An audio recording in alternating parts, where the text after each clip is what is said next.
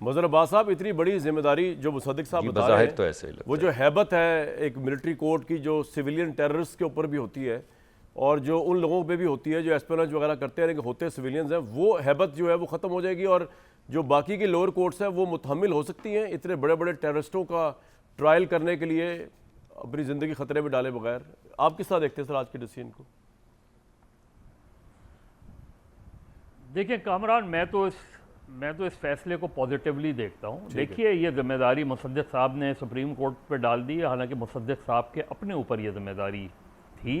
उनकी गवर्नमेंट हो, peoples party की गवर्नमेंट हो, क्रिमिनल जस्टिस सिस्टम को किसने बेहतर बनाना हो? ये हाई कोर्ट के पास जा बेहतर चुकी है। तरामीम ये लाने जिम्मेदारी हाई कोर्ट्स के पास जा चुकी है। मेरी हाई बात कोर्ट्स के पास जा चुकी है। सिर्फ एडमिनिस्ट्रेटिव सपोर्ट जो है मुसद्दिक साहब मेरी बात तो सुन लें। चले मदर साहब की बात हो जाए, मुसद्दिक भाई साहब फिर मेरी आप बात बात तो कर दीजिएगा। जी जी जी मुसद्दिक साहब, आप जज्बाती हो रहे, मेरी बात तो सुन लें आप। नहीं मैं तो मसला ये है कि आइन हो, कानून हो, हमने तरीक़ेकार क्या निकाला? अभी कामरान आपने कहा, पहली चीज़ तो ये कि जो स्पाइंग है, जो जासूसी है, वो एक बिल्कुल दूसरी चीज़ होती है। कोर्ट मार्शल एक बिल्कुल दूसरी चीज़ होती है, मिलिट्री कोर्ट का ट्रायल एक दूसरी चीज़ होती है। 98 में गवर्नर राज लगाया गया सिंध के अंदर, और उसके बाद जब हकीम सईद साहब का मर्डर हुआ था, उसके बाद भी मिलिट्री कोर्ट बने थे। अगर उनके चंद फैसले उठा के आप पढ़ लेना तो आप हैरान रह जाएंगे उनके फैसले। लेकिन अल्टीमेटली सुप्रीम कोर्ट ने वहाँ भी स्ट्राइक डाउन किया, गवर्नर राज को ख़त्म किया और मिलिट्री कोर्ट्स ख़त्म हुई। मसला मिलिट्री कोर्ट या सिविलियन कोर्ट्स का नहीं है। हमने क्या वे आउट तलाश किया था टेररिस्ट को मारने का? क्या वो तरीक़ाकार दुरुस्त था? चाहे कराची में कराची ऑपरेशन हो या पंजाब में जब शहबाज शरीफ साहब ने सेक्टेरियन आउटफिट्स को, हमने तरीक़ा ये किया कि एक्स्ट्रा जुडिशली लोगों को मारना शुरू कर दिया, क्योंकि हम ट्रायल नहीं कर पाते थे, हम अपना पुलिस सिस्टम बेहतर नहीं कर सकते, हम डाल देते हैं सब चीज़ों का। हमने ये जो सिविलियन गवर्नमेंट्स रही हैं, इन्होंने क्यों नहीं पुलिस सिस्टम बेहतर किया अपना? क्यों नहीं एक स्ट्रॉन्ग पुलिस फोर्स इंस्टीट्यूशंस खड़ी की? चाहे इमरान खान की गवर्नमेंट हो, PMLN की हो, पीपल्स पार्टी की हो, इवन मिलिट्री जो रिजीम्स रही हैं, जो सबसे स्ट्रॉन्ग इंस्टीट्यूशंस बनना चाहिए था वो आपका पुलिस सिस्टम बनना चाहिए था, क्योंकि वहाँ से चीज़ें चलती हैं, वहाँ उस पुलिस को वेल इक्विप्ड करते। अब आप आ जाएं इस पर। अभी आपने ये बात की कि जो रिटायर्ड फौजीज हैं उनका या जो सिविलियंस काम कर रहे हैं फौजी इंस्टॉलमेंट्स में, नहीं होगा। नहीं, मैंने पहले तो इनकी बात कर लेना। जी जी। कुछ सालों पहले ISPR का एक बयान आया था, जब रिटायर्ड जनरल्स जो थे और ऑफिसर्स थे वो एनालिसिस दे रहे थे, पॉलिटिकल एनालिसिस, तो उनका ये बयान आया था कि they have nothing to do with the military once they have retired. उसके बाद उनका मामला दो चीज़ों में फ़र्क है मदर साहब। मैं आपसे पूछ रहा हूँ, एक तो ये है कि आप रिटायर हो गए और उसके बाद आप मिलिट्री के ऊपर कमेंट कर रहे हैं मिलिट्री के, तो वो ISPR ने ये कहा था कि हमारी तर्जमानी नहीं कर रहे। लेकिन एक शख्स जो रिटायर हुआ या ड्यूरिंग द ट्रायल रिटायर हो गया या बाद में ट्रायल रिटायर हुआ, उसके बाद पता चला उसके ऊपर जासूसी के इल्ज़ामात हैं या कोई और इल्ज़ामात हैं इस तरह के, तो उसको तो ट्रायल जो है वो मिलिट्री कोर्ट में हुआ करता था ना, लेकिन जब आपने ये शिकी हटा दी, ये क्लॉज ही फारिग कर दिया, अब तो नहीं हो सकेगा। हाँ कामरान, ये एक मिनट भाई कामरान, जी आपसे मिलिट्री कोर्ट और कोर्ट मार्शल, मेरे नुक्ते नज़र से, अवैध साहब बेहतर बता सकते हैं, मेरे नुक्ते नज़र से कोर्ट मार्शल होना और मिलिट्री कोर्ट में ट्रायल होना ये दो मुख्तलिफ चीज़ें हैं।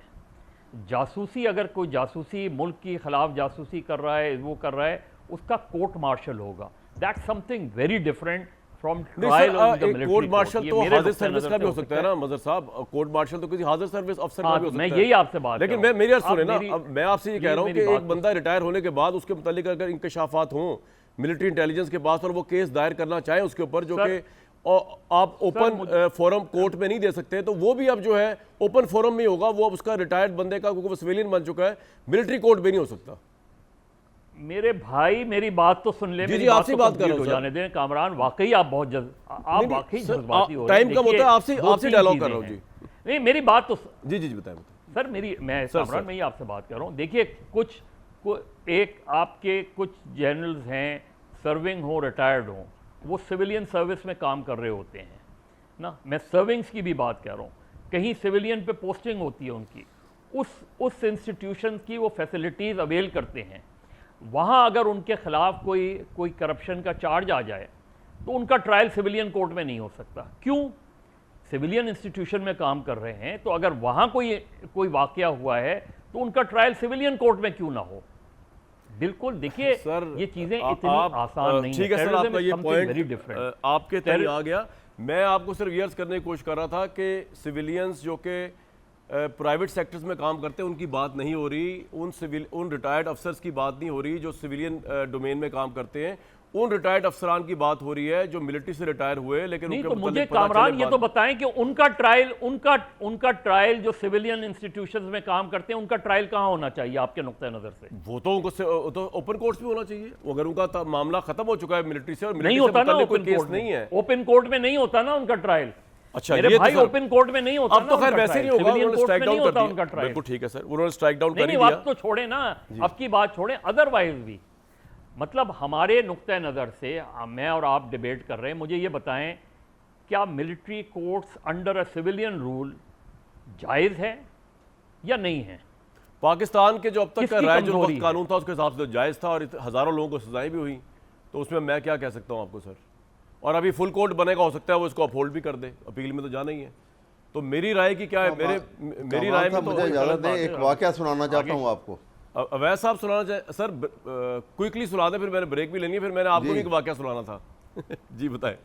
जी अवैध साहब। जी मैं भी मैं एक बात आपको करना एक बड़ा बताने लगा हूँ।